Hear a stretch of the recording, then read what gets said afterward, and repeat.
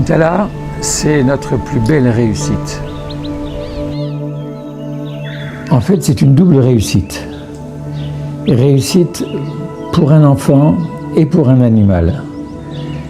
L'animal, il était à l'abandon, pratiquement mort, en tout cas voué à une mort certaine à très court terme.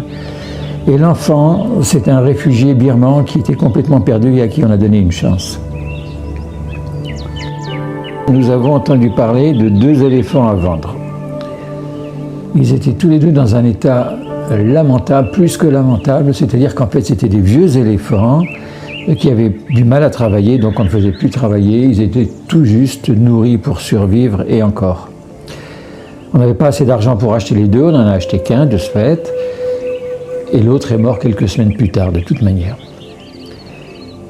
Quand il est arrivé chez nous, Jintala donc, elle était fatiguée par le voyage,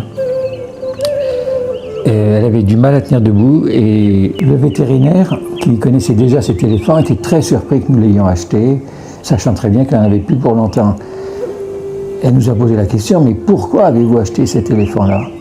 Et d'ailleurs, 2 ou 3 jours plus tard, la pauvre bête s'est écroulée au bord de la route, elle n'en pouvait plus, elle était d'une maigreur inimaginable. Et coup de chance extraordinaire, ça s'est passé au bord de la route, il y a une grue qui est passée par là à ce moment-là, qui a pu la remettre sur ses pieds, et tant bien que mal, elle a réussi à marcher un petit peu jusqu'à la forêt.